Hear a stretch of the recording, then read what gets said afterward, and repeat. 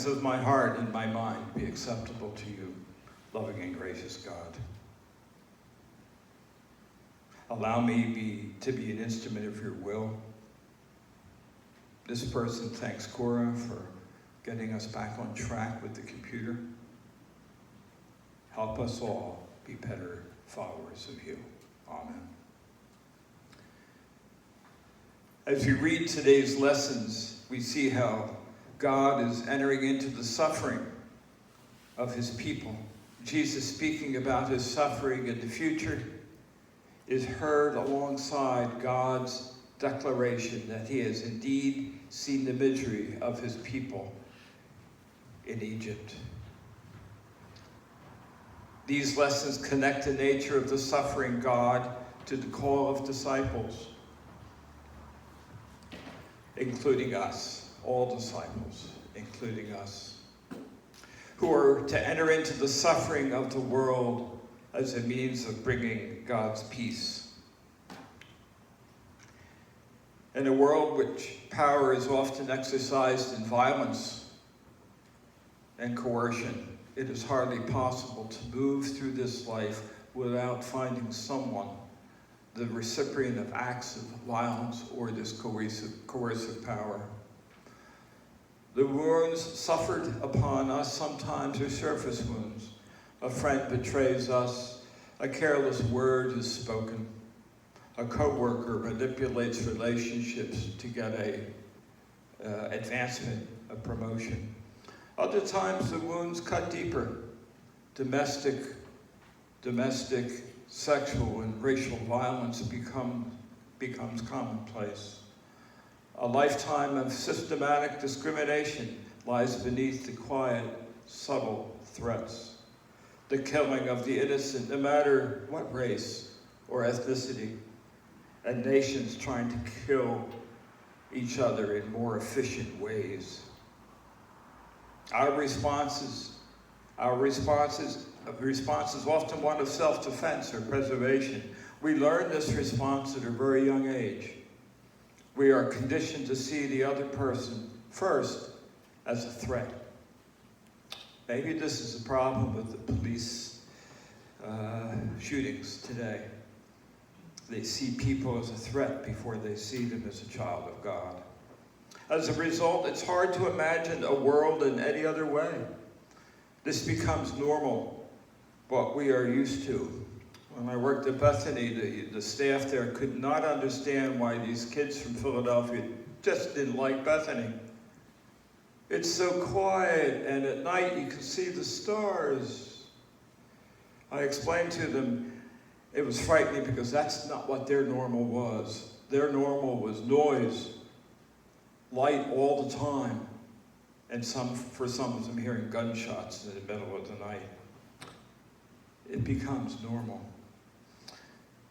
The desire to be known and loved is something that we all have, but it's often hidden beneath the fear that the world is nothing more than a series of acts of violence and coercive power plays. We develop a fear of allowing ourselves to be vulnerable. We hold back. Having experienced this form of power and the resulting wounds, we as humans often perpetuate the cycle. I found in my practice that people who have been abused have two choices, two paths. Either they don't abuse or they abuse. And it's surprising how many become abusers themselves. We as Christians are not immune from this unhealthy and destructive act, this cycle. Sadly, we too sometimes become part of the cycle of power and violence. At times, all of us may have chosen the way of vengeance, retribution, or retaliation. But the way of God is to enter the place of human suffering. Paul writes to the Christians in Rome, never avenge yourselves, but leave God for God's action in the world. This is probably the most counterintuitive thing that has ever really been given. No more tit for tat. No more hitting back. But why not? Why not? It feels so good. Think about that when you did that last time. It feels so good. And isn't that what they deserve? It's our duty. It's our duty to punish the offender. Actually, Albert Ellis, a psychologist, deceased now, felt that there are people that go through their life feeling it's their responsibility to punish the wrongdoer. That's an irrational belief, in his view, and it leads to people who they're driving down the road, somebody pulls in front of them and they ram their car into the other car.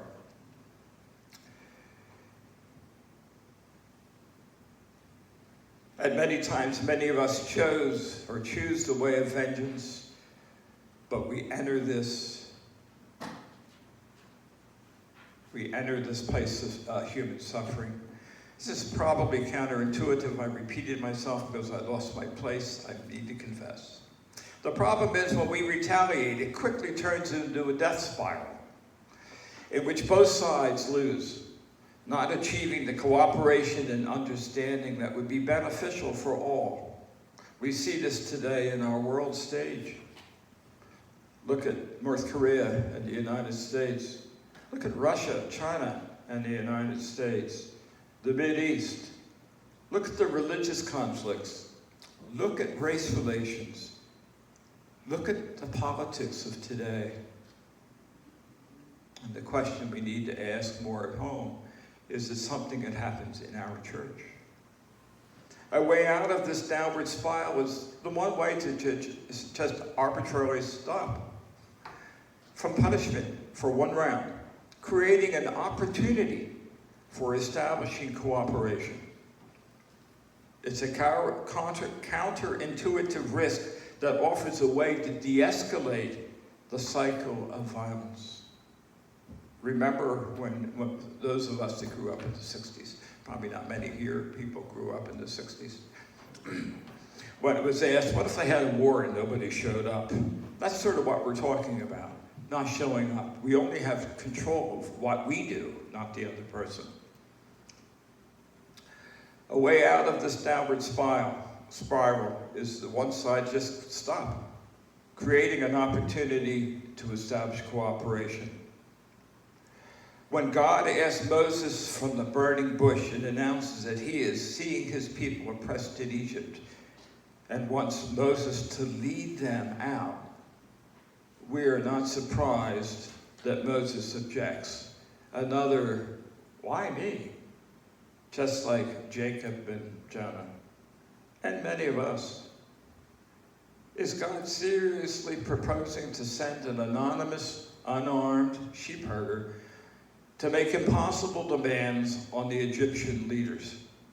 Wouldn't it make sense to advise Moses to rally some army, some support, gather an army and go for it? To give him a divine handbook of revolutionary insurrection? It sort of reminds me, Moses here reminds me, remember the song, gee, Mr. Custer, I don't want to go. That was Moses, okay? It's many of us that say, I don't want to do this. I don't want to do this. But Jesus is asking us to do it. But Jesus offers an explanation for these harsh words. The same way, okay, skip that line again. In the same way, Jesus' counterintuitive insistence that he must go to Jerusalem to suffer and die is met with incomprehension and resistance. Peter's refusal to accept this ends up with a stern rebuke from Jesus. Get behind me, Satan. But Jesus offers an explanation for these harsh words. Peter is not thinking in the manner of God, but in the manner of humans. Divine logic breaks the cycle of escalating retaliatory violence. Humans complete it. The fact that it's counterintuitive, and we think it's impossible not to react with retaliation in mind, does not mean we get to get off scot-free.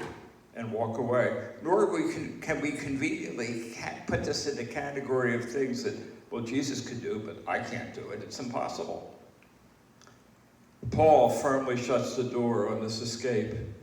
Yet this is a divine and not human, but not beyond. Yes, this is divine and not human, but it's not beyond our scope about what we can do, and it's certainly not beyond our effort.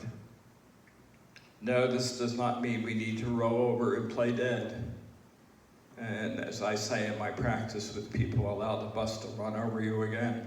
That's not what forgiveness is all about. That's not what reconciliation is about. It's about standing up. I had a client this week that had a terrible time with anger, expressing it, because they equate anger and violence. Anger is okay. Jesus got angry sometimes. Okay? It's okay to be angry. It's what we do with the anger, the retaliation, and so forth. It's for this very reason it becomes a Christian calling and the measure of our expectations of ourselves. Love should be shown without pretending, Paul writes in Romans. This does not simply mean caring for one another, but reaching beyond the Christian community, beyond the walls, to extend hospitality to strangers and even those who persecute us. Think of the last several weeks of the readings. It's a divine, arbitrary extension of forgiveness to interrupt this cycle of revenge. Even for those who desire to live out a life that mirrors the actions of God in their life, in the life of Jesus, the calling's not easy. When I taught in Philadelphia in a Catholic parochial school, I could see some of those nuns had a tough time with that sometimes. And certainly their calling was much better or stronger than many of us. Paul writes, don't try to revenge yourself for yourself, my dear friends, but leave room for God's wrath. For it is written, revenge belongs to me, I will pay it back, says the Lord. He goes on to say, instead, if your enemy is hungry, feed him. If he is thirsty, give him a drink. Doing this will pile burning coals upon his head. Actually, that comes from Proverbs, and he's repeating it. It's his last word, and the last word is simply, don't be overcome with evil, but overcome evil with good. So, not being the sharpest kid on the block, I said to myself, that doesn't sound very friendly, putting hot coals on a person's head. What's that mean? It doesn't sound very friendly. It doesn't sound like we're overcoming evil with good. However, it's not to be taken literally. It's a metaphor, meaning to make special effort to induce feelings of guilt or remorse in another person.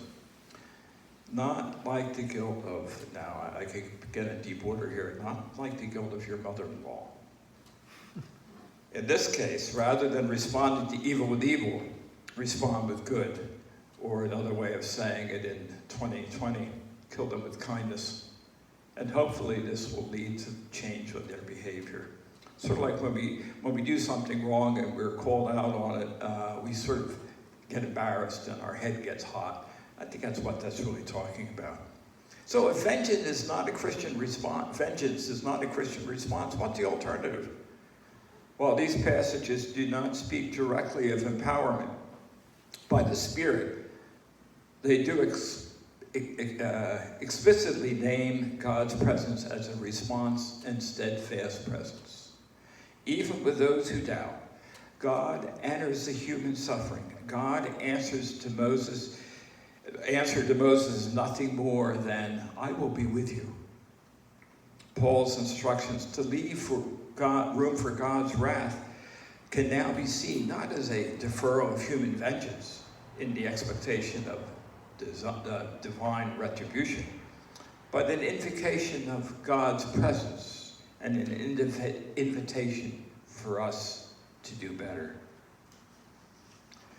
We can resist the human cycle of violence simply by leaving room for God. My brother neighbors, and I think there's a community up here, Brethren and Mennonite, Well, my brother neighbors, in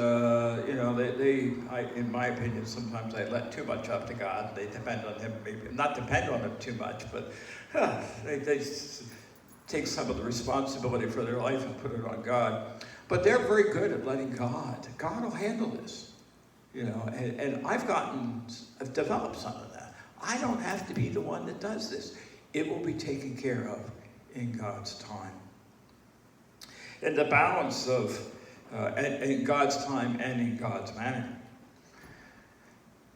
In the balance of chapter 3 and the beginning of chapter 4, God is explaining what he wants Moses to do and how he will guide him. In chapter 4, verses 10 through 13, Moses said to the Lord, I have never been eloquent, neither in the past nor since you have spoken to the servant. I am slow of speech and tongue. Sort of reminds me of that kid at the convention, Braden, 13-year-old stutterer. God responds, who gave man his mouth? Who makes him deaf or mute? Who gives him sight or makes him blind? Is it not I, the Lord? Now go. I will help you speak and teach you what to say. Moses responds. Again, he responds, oh, Lord, please send someone else to do this. Perhaps we have all been in that position of being overwhelmed with what we were asked to do. Moses had doubts about his ability to lead. He resisted God, citing his unworthiness, his lack of authority, his fear of public distrust, his speech difficulties, and his out being a coward. Okay? He admitted that. God didn't care. As we read today's readings and read through Exodus, it should give us, those of us with similar self-doubts, some hope. For it traces Moses' personal development from a fumbling start to his emergence as one of history's most decisive, powerful, and greatest leaders. God is always looking for new leaders to overcome evil with good. There's a song, it's in my CD right now. It happens to be one of my favorite ones. It has to do with reggae from around the world. And I think the singer in this one is from Nigeria, I'm not sure. But the song is called Promised Land. And in the response, it starts out, we are going to the promised land. And the response is, I hope you are ready. I hope you are ready. Are you? Are you ready to enter?